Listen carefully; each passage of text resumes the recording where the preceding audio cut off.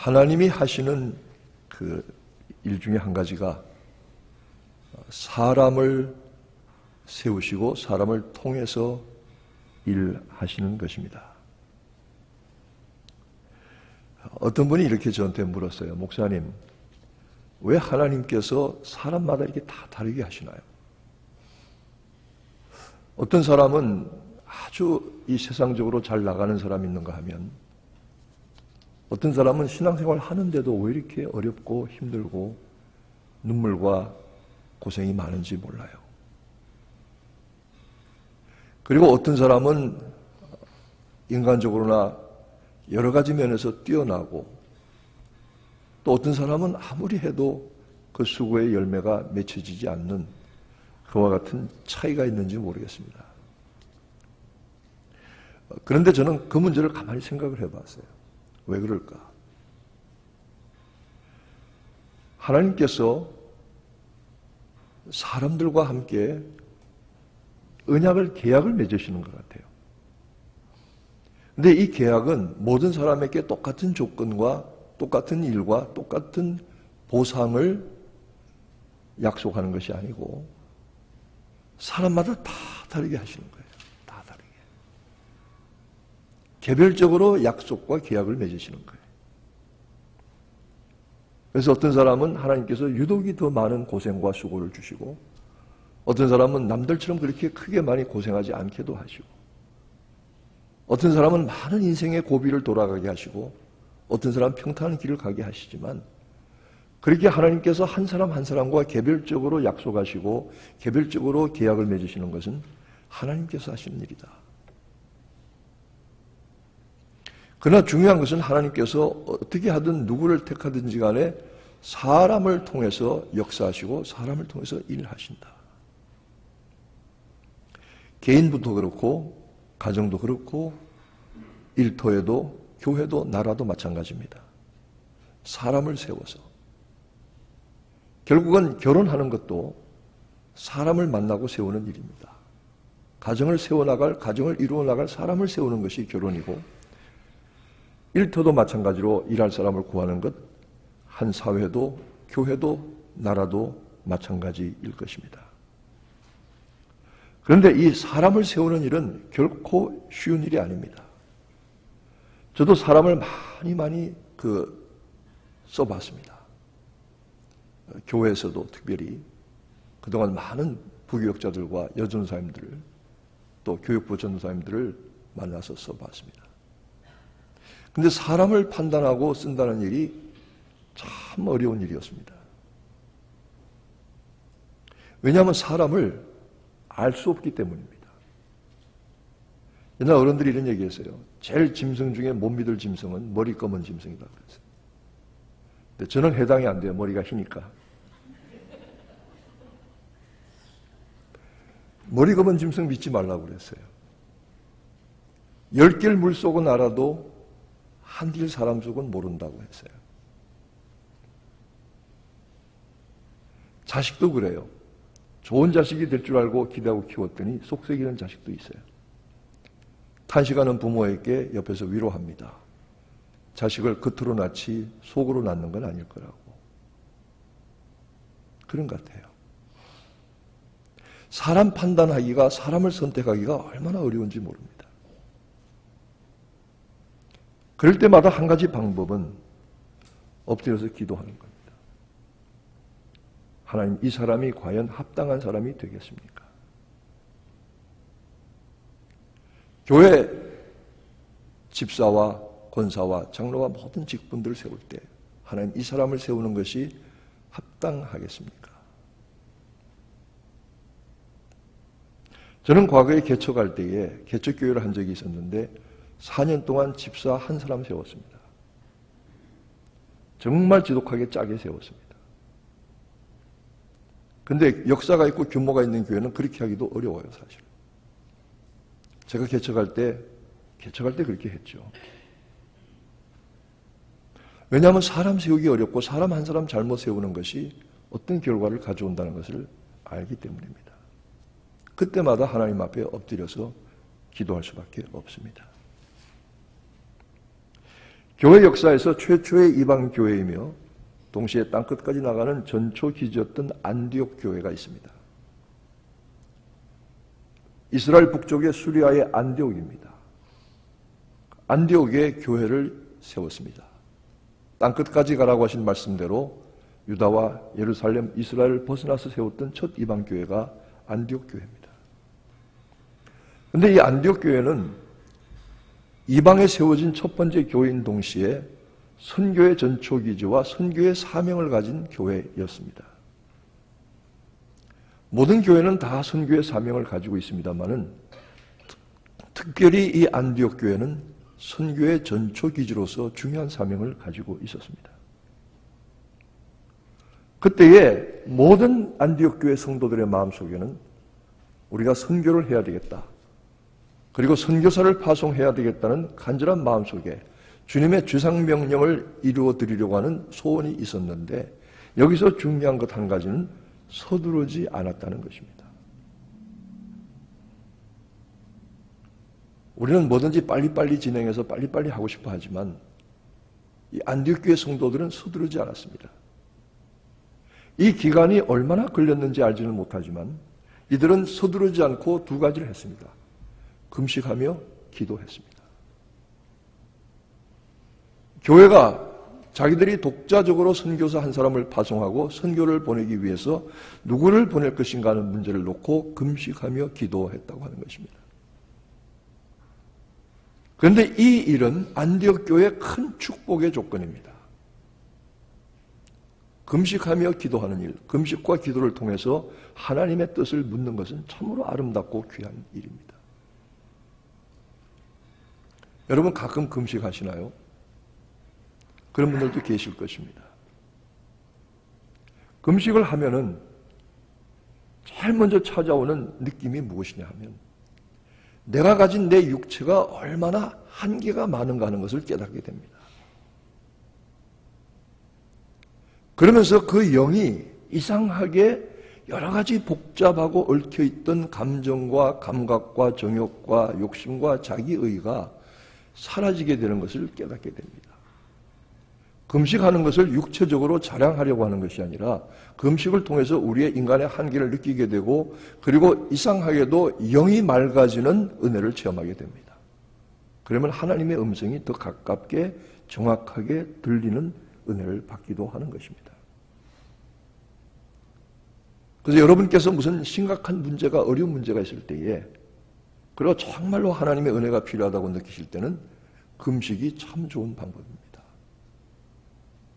금식은 금으로 된 그릇에 밥을 먹는 것이 아니고 금식은 음식을 끊을 뿐만 아니라 음식은 모든 관계를 단절하는 것입니다. 금식하면서 스마트폰 열심히 들여다본다든지 어제 못 봤던 드라마 마저 본다든지 금식하면서 누구 만나러 다닌다든지 이거 아닙니다. 금식은 다 모든 관계나 모든 즐기던 것들, 관여한 것들 끊고 하나님 앞에 홀로 서는 시간을 가지는 것이 금식하는 것입니다.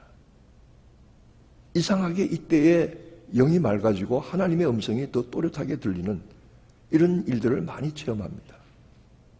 금식 한 번씩 해보시기를 권합니다. 금식하며 기도하는 가운데 하나님께서 누구를 보내기를 원하십니까? 누가 이 선교의 사명에 합당한 사람이겠습니까? 어떤 경우에는 대상자들이 미리 후보자들이 대강 마음속에 정해져 있는 경우도 있습니다. 그럼에도 불구하고 기도하는 것입니다. 하나님의 은혜를 구하는 것입니다. 그때에 금식하며 기도하던 안디옥 교회의 성도들과 지도자들에게 하나님께서 두 사람을 말씀하십니다. 바나바와 사울을 세우라고 말씀하시는 것입니다. 여러분, 이 두 사람 바나바와 바울은 아주 대조적인 사람입니다. 어떤 때는 비슷한 사람끼리 만나는 것도 좋지만 어떤 경우에는 전혀 대조적인 사람들끼리 만나는 것이 좋을 때가 있습니다. 바나바라고 하는 사람은 위로의 아들이란 이름을 가진 그 삶이 그리고 그 생각이 마음이 편안한 사람입니다. 그리고 둥글둥글한 온화한 사람입니다. 이런 사람들의 특징은 그저 모든 것이 평안하고 좋고 좋은 것이지만 때로는 적당히 넘어갈 때가 있습니다. 인정에 끌릴 때가 있습니다. 그래서 나중에 그 결과를 어려움을 맞게 되는 경우도 있습니다.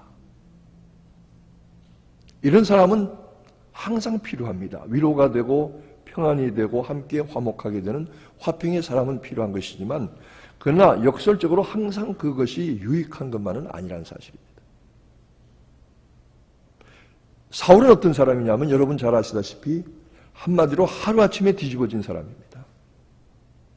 급격한 변화와 회심을 경험했던 사람입니다. 다메섹 올라가다가 예수 믿는 사람 때려 죽이려고 잡아 죽이려고 가다가 부활하신 주님, 빛으로 나타나신 주님을 만났고 그 자리에서 꼬꾸라진 사람입니다. 아주 기질적으로 급하고 직선적인 사람입니다. 두 사람이 만난 것은 좋은 컨비네이션인 것 같습니다. 근데 좋을 때는 그렇습니다. 그런데 이 두 사람이 안디옥 교회 파송을 받아서 선교를 나갔고 그리고 사이프러스, 오늘날 사이프러스 구브로라고 하는 섬에 가서 살람이라고 하는 회당에 들어가서 복음을 전했습니다. 그런데 이렇게 갈 때에 바나바가 한 가지 제안을 합니다. 무슨 제안을 하느냐면 사울 형제, 우리 둘이 가는 것도 좋지만 누가 우리 따라다니면서 도와줄 좀 사람 하나, 조수 하나 필요하지 않을까? 여러 가지 수종 들고 도와줄 그 비서가 한 사람 필요하지 않을까? 그렇게 나쁘지 않은 생각입니다. 그런데 이 바나바는 누구를 데려갔느냐면 그때의 요한이라고 하는 마가를 데려갔습니다. 여기에서 사실은 문제가 출발된 겁니다. 마가라 하는 요한입니다. 여러분 잘 아시다시피 마가복음을 쓴 사람입니다. 근데 이 어머니가 그 예루살렘의 시내에 그 다락방을 하나 가지고 있었습니다.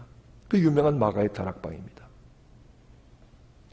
예수님 십자가에 죽음 당하시고 부활하시던 그 간에 제자들이 숨어있던 곳도 그곳이고 함께 모여서 기도하다가 오순절 성령의 세례를 받고 교회가 시작된 곳도 그곳입니다.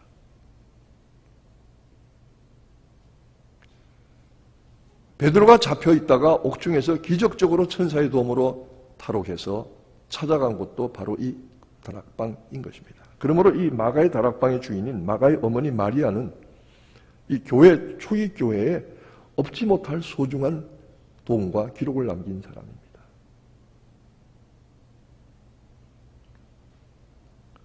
그런데 이 마가는 누구냐 하면 마리아의 아들인 동시에 이 바나바는 누구냐 하면 마리아의 형제입니다. 그러니까 이 바나바는 마가의 누가 되냐면 외삼촌이 되는 것입니다.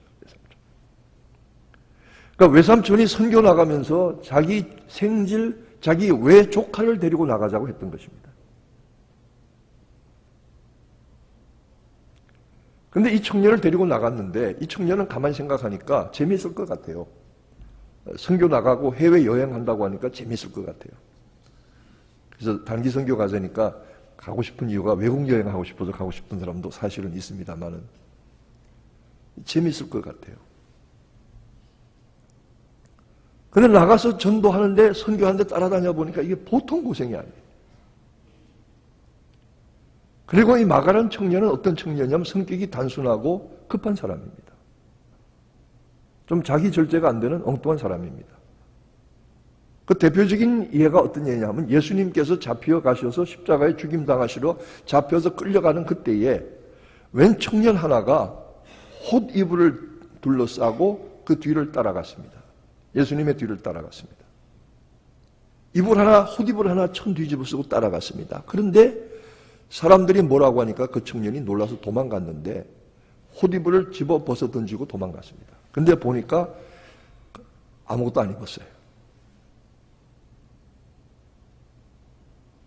그러고 도망갔어요. 아주 이상한 청년이죠. 그 이 바나바의 조카고 마리아의 아들입니다. 재미있는 일이 있을 줄 알고 선교여행에 따라 나갔는데 선교여행에 갔더니 재미있는 게 아니에요. 이 죽을 지경이에요. 그래서 잠깐 참여했다가 그 다음에 어떤 일이 생겼냐면 그냥 도망가 버렸어요. 예루살렘으로 돌아가 버렸어요. 간다 온다 말도 없이 사라져 버렸어요.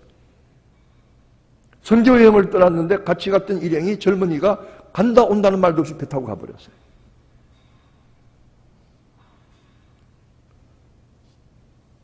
나중에 예루살렘에 돌아가서 예루살렘 총회가 해외 이방 선교의 기준을 정하고 그 기준을 가지고 나가서 선교 여행을 2차로 출발하려고 할 때에 바나바가 이렇게 얘기합니다. 바울 형제, 지난번에 그 도중에 돌아가 버린 마가 있잖아.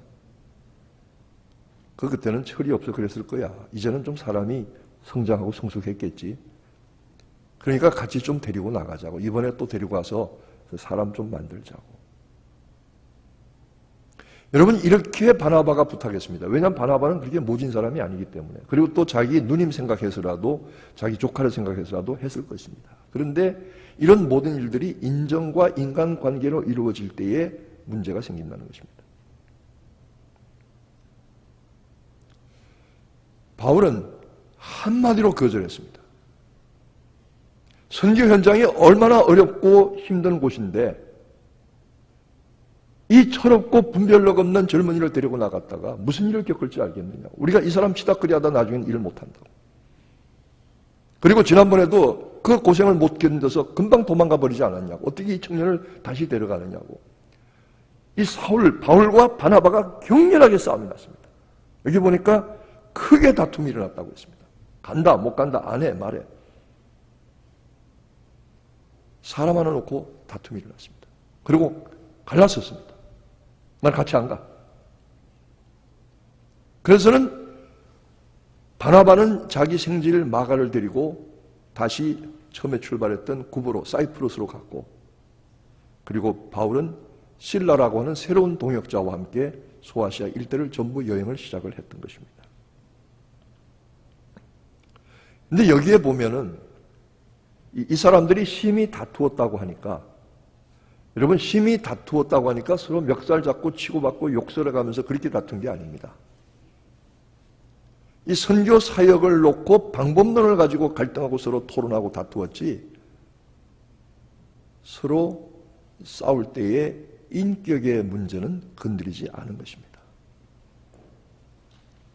근데 우리는 싸울 때, 부부싸움 할 때나 뭐 여러 가지 싸울 때 보면은 그 인격을 건드려요.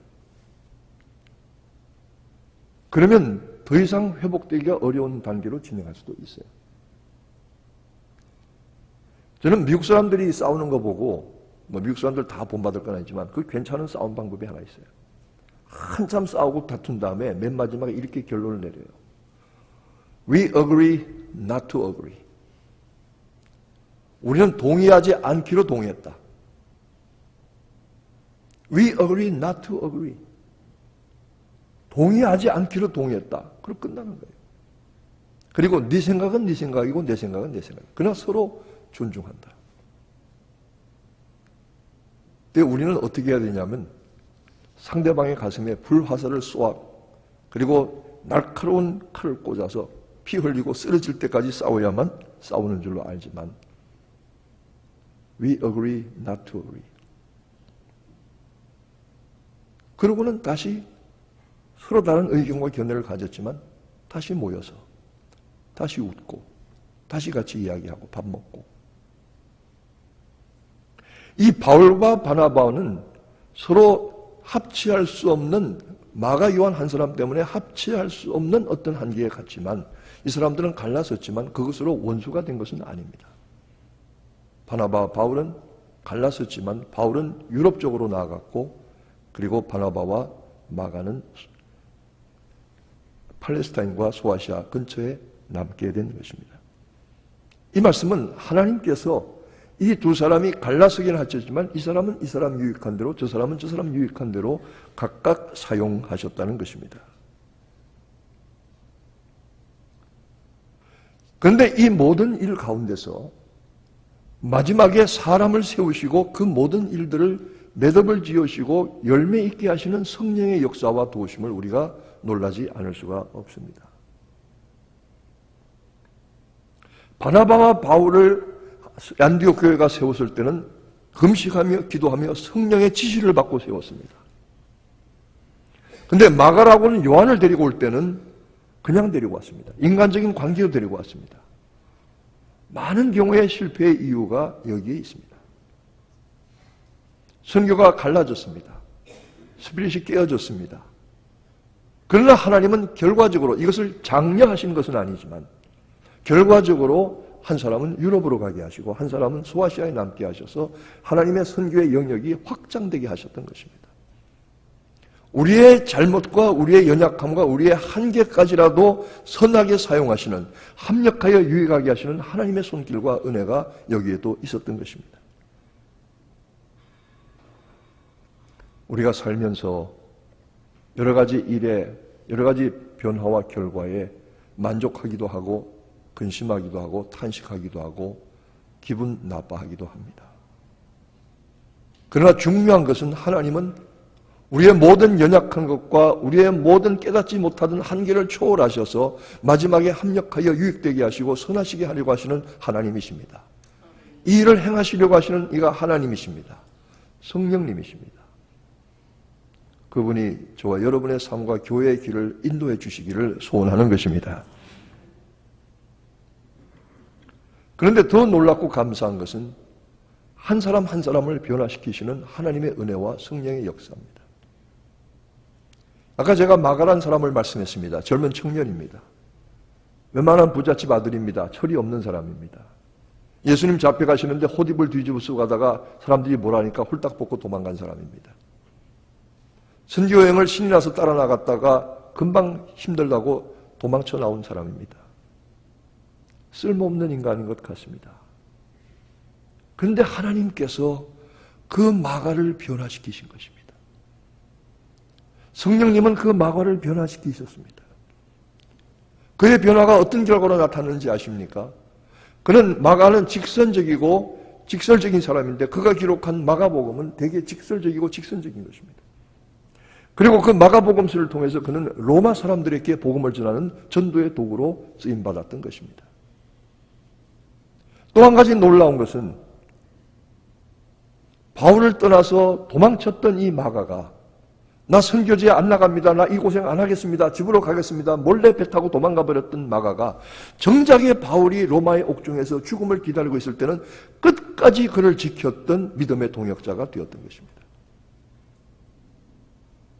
바울은 디모데서에 내가 옥중에 갇혀 있지만 나와 함께 하고 있는 동역자 그 중에 한 사람을 마가의 이름을 거명하고 있습니다.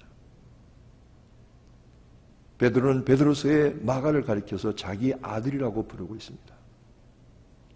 젊어서 실수와 연약함과 허물이 많았던 마가지만 하나님께서 그를 변화시키시고 성령께서 그를 변화시키셨을 때에 그는 베드로의 아들이라고 부름을 받았고 바울의 끝까지 죽음의 자리를 지킨 동역자로 인정을 받았습니다. 그리고 그는 마가복음을 기록했고 그는 나중에 이집트로 가서 선교하다가 순교했다는 교회 이야기가 전해 내려오고 있습니다. 여러분, 우리는 사람을 세우는 일에 신중하고 때로는 금식하며 기도하며 사람을 세워야 할 것입니다. 때로는 우리 생각에 우리의 판단에 합하지 않는 것 같아도 기도하고 금식하면서 사람을 세웠더니 의외의 선한 사람이고 쓸만한 사람이라는 사실을 발견할 때도 있습니다. 큰 기대를 가지고 세웠는데 엄청난 실망과 문제를 불러온 사람도 있습니다. 사람을 세울 때 신중하게 한 사람 한 사람, 연초에 직분자를 세울 때도 신중하게 기도해 가면서, 그리고 우리한 필요한 일꾼들을 세울 때도 아무나 급하다고 세우지 말고 금식하며 기도해 가면서 하나님의 도우심을 구하고 우리가 사람을 판단하는 한계를 인정하고 사람을 세우시고 역사하시는 하나님의 인도하심을 맡기는 일들이 중요합니다. 더욱더 중요한 것은 부족한 인생이라고 할지라도 부족한 인간이라고 할지라도 하나님께서 은혜를 베푸시고 성령의 감화하심으로 그 사람을 변하게 하시고 쓸만한 사람, 유익한 사람, 하나님께 필요한 사람이 되도록 변화시키시는 성령의 도우심과 은혜를 또한 우리가 구하여야 할 것입니다. 성령은 사람을 세우시고 사용하시고 영광을 거두실 뿐만 아니라 사람을 연단시키시고 훈련시키시고 성숙시키시고 성장시키셔서 변화를 주시는 하나님이시기도 합니다. 이 은혜의 변화가, 이 변화되는 놀라운 하나님의 도우심이 저와 여러분에게 함께 하시기를 축원합니다. 기도하겠습니다.